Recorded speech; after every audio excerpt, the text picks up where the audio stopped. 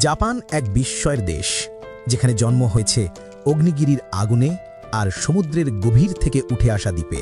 অস্থির প্রশান্ত মহাসাগরীয় বলয় দাঁড়িয়ে থেকেও এদেশ সহ্য করেছে বিশ্বের ভয়াবহতম দুর্যোগ। তবু তার ভৌগোলিক অবস্থান দিয়েছে এক অনন্য উপহার, প্রকৃতির সৌন্দর্য। 14,000-এরও বেশি দ্বীপে গড়া এই দ্বীপমালা, নির্মল সৈকত, মহিমান্বিত পর্বত আর স্বপ্নময় দৃশ্য জাপানকে করেছে ভ্রমণ পিপাসু মানুষের স্বপ্নের গন্তব্য। কিন্তু এখানেই শেষ নয়। টোকিওর ব্যস্ত রাস্তায় তুমি হঠাৎ খুঁজে পাবে এক অদ্ভুত জগৎ, থিম ক্যাফে যেখানে প্যাঁচার সঙ্গে খাওয়া যায়, বা এমনকি এক বিষ্ঠা জাদুঘর, ভেন্ডিং মেশিন যা বিক্রি করে অদ্ভুত সব জিনিস, ব্যবহৃত পোশাক থেকে শুরু করে ক্যানের রুটি পর্যন্ত। আর সর্বত্র কার্টুন সংস্করণ, যেন এক বাস্তবের ফ্যান্টাসিল্যান্ড। তবে ভুলে যেও না, অদ্ভুত আকর্ষণের আড়ালে লুকিয়ে আছে পৃথিবীর প্রাচীনতম এবং সবচেয়ে প্রাণবন্ত সংস্কৃতি, যুগান্তকারী আবিষ্কার যা পাল্টে দিয়েছে ইতিহাস, আর রহস্য যা আজও বিভ্রান্ত করে বিজ্ঞানীদের।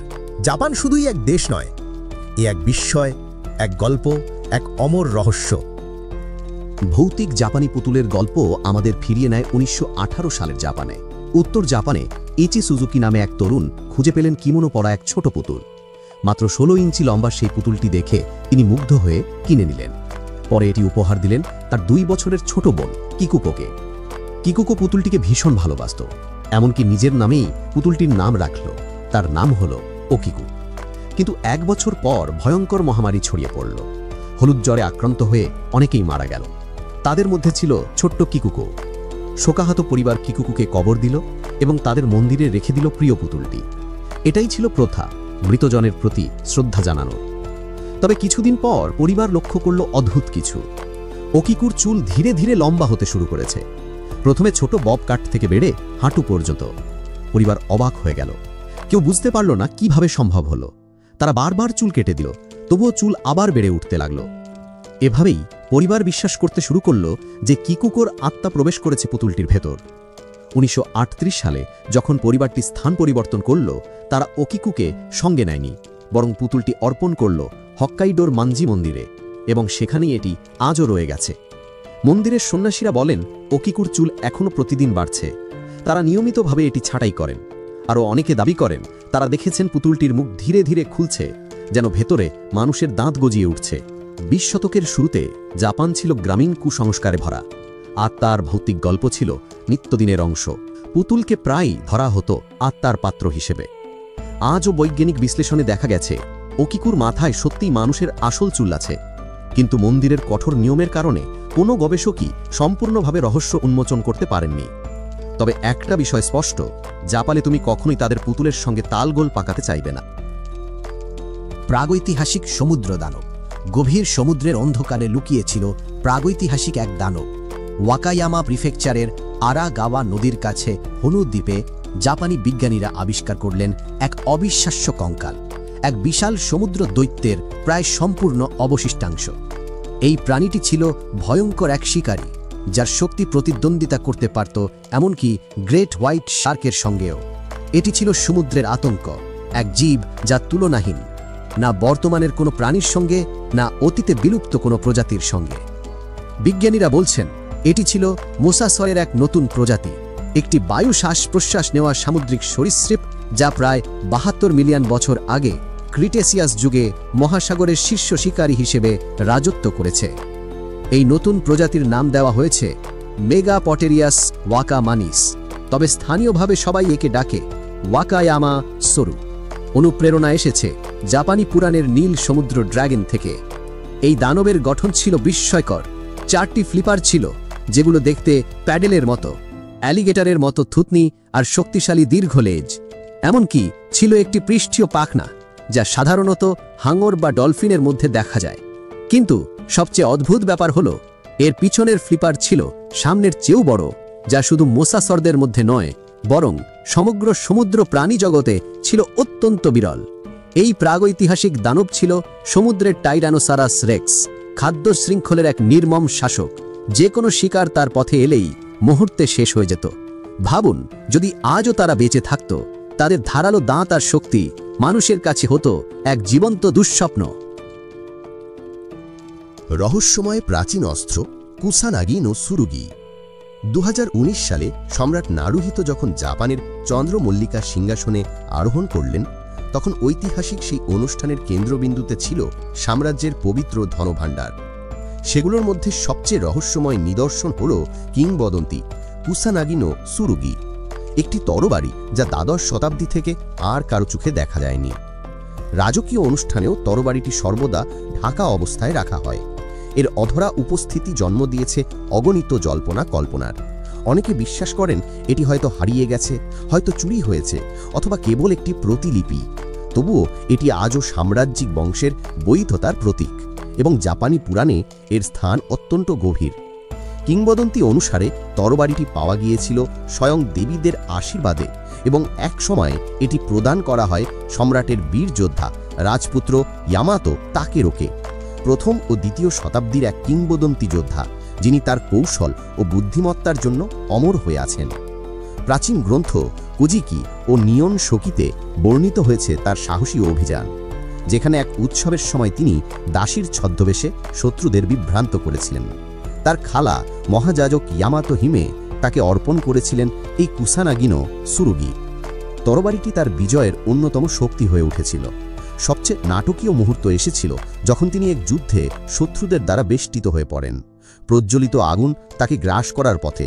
তখনই তিনি কুসানাগির সাহায্যে আগুন কেটে এক অলৌকিক পথ তৈরি করেন, নিজেকে বাঁচিয়ে দেন এবং শত্রুদের বিপর্যস্ত করেন। সেই ঘটনা তরবারিটিকে দেয় তার কিংবদন্তি ডাকনাম ঘাস কাটার তরবারি। আজও কুসানাগি নো সুরুগি জাপানে রহস্যময় নিদর্শন হিসেবে সম্মানিত, অনেকটা ব্রিটিশ ক্রাউন জুয়েলের মতো। কেউ জানে না এর প্রকৃত উৎস কোথায়। কেউ বলে এটি এখনও কোথাও গোপনে সংরক্ষিত। কেউ বলে সরকার একে গোপন কৌশলগত অস্ত্র হিসেবে রক্ষা করছে, এক রহস্যময় ধন যা জনসাধারণের দৃষ্টি থেকে দূরে লুকানো। বিকৃত খুলি হিরোয়া জনগোষ্ঠী। জাপানের এক রহস্যময় দ্বীপে প্রায় 400 বছর ধরে বাস করত হিরোয়া জনগণ। তারা ইচ্ছাকৃতভাবে তাদের শিশুদের মাথার পিছনের অংশ চ্যাপ্টা করত। এই অদ্ভুত প্রথা আজও প্রত্নতত্ত্ববিদদের বিভ্রান্ত করে রেখেছে। সামাজিক পদমর্যাদা বা লিঙ্গ নির্বিশেষে প্রতিটি শিশুর খুলি বাঁধা বা চাপ দিয়ে বিকৃত করা হতো, যা আজকের চোখে সম্পূর্ণ অস্বাভাবিক মনে হবে। তবু এটি ছিল তাদের সংস্কৃতির একটি বিশেষ অংশ। 1950 থেকে 2000 সালের শুরুর দিকে প্রত্নতত্ত্ববিদরা আবিষ্কার করলেন এক বিশাল কবরস্থান, যেখানে পাওয়া গেল শত শত কঙ্কাল, চ্যাপ্টা খুলিসহ মানুষের দেহাবশেষ, আর পাশাপাশি পাওয়া গেল কাঁচের দুল, ব্রেসলেট, খোলসের পুঁতি, যা ইঙ্গিত করে হিরোয়া জনগণ ছিল উচ্চ মর্যাদার অধিকারী এবং তারা সক্রিয়ভাবে বাণিজ্য করত জাপানের অন্যান্য অঞ্চল ও দক্ষিণ পূর্ব এশিয়ার সাথে। কেন তারা খুলিকে বিকৃত করত তা নিয়ে আছে নানা তত্ত্ব। কেউ বলেন এটি ছিল গোষ্ঠীর স্বতন্ত্র পরিচয় সংরক্ষণের একটি মাধ্যম। চ্যাপ্টা খুলি ছিল তাদের সংস্কৃতির প্রতীক, যা তাদের অন্য জাতিগোষ্ঠী থেকে আলাদা করত। আবার কেউ বলেন এটি ছিল ধন ও মর্যাদার প্রতীক, যা বাণিজ্য সামাজিক অবস্থানকে দৃঢ় করতে সাহায্য করত।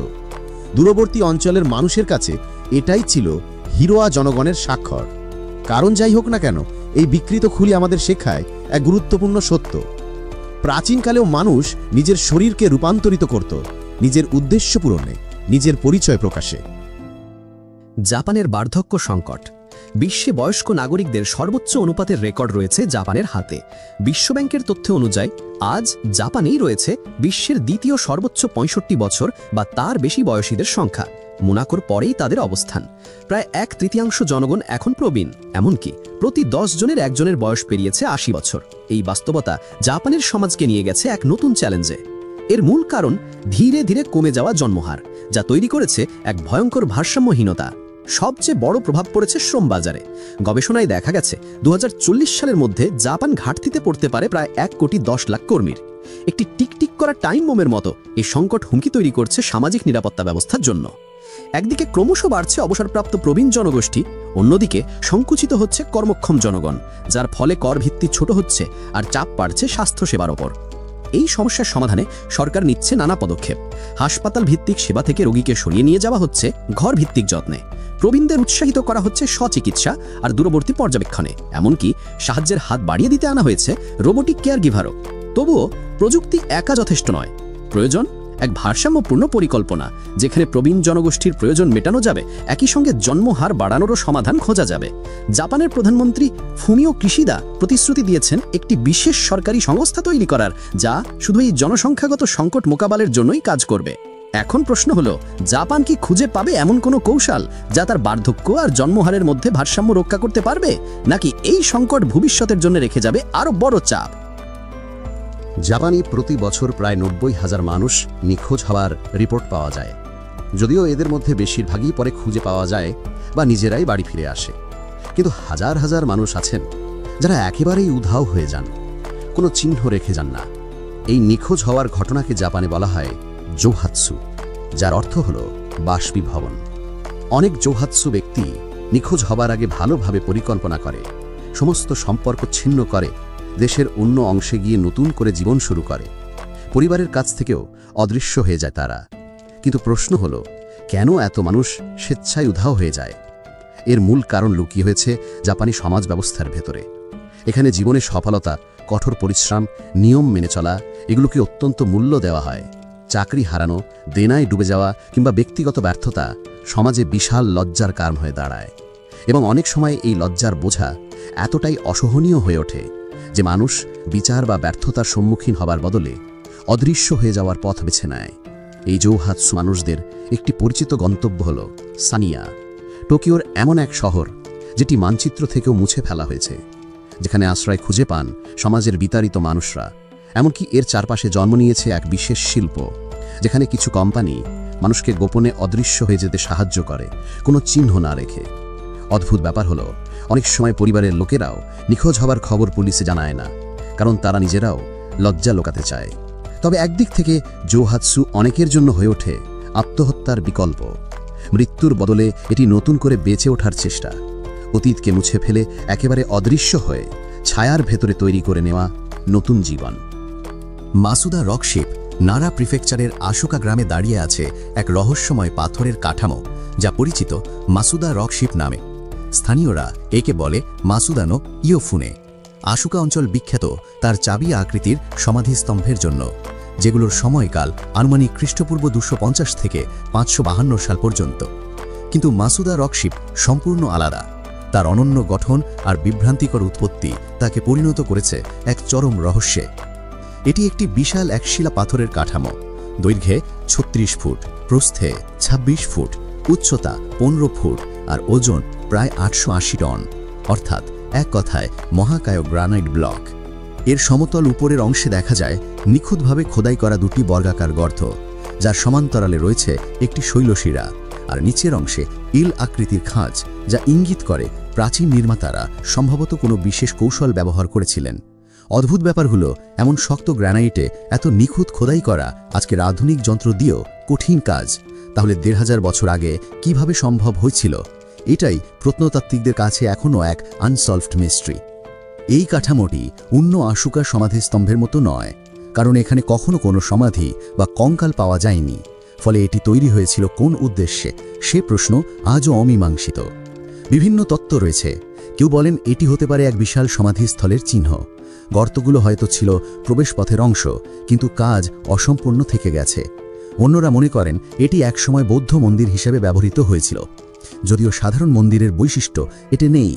আরেকটি তত্ত্ব বলছে এটি আসলে একটি জ্যোতির্বিদ্যা পর্যবেক্ষণ কেন্দ্র, কারণ শীর্ষের খোদাই সূর্যাস্তের সঙ্গে সারিবদ্ধ হয় একটি বিশেষ কৃষি মৌসুমের শুরুতে, যা প্রাচীন কৃষকদের জন্য ছিল অত্যন্ত গুরুত্বপূর্ণ। কিছু স্থানীয়র মতে এটি খোদাই করা হয়েছিল বিলুপ্ত মাসুদা হ্রদের সম্মানে, যা সময়ের সঙ্গে হারিয়ে গেছে মানব উন্নয়নের কারণে।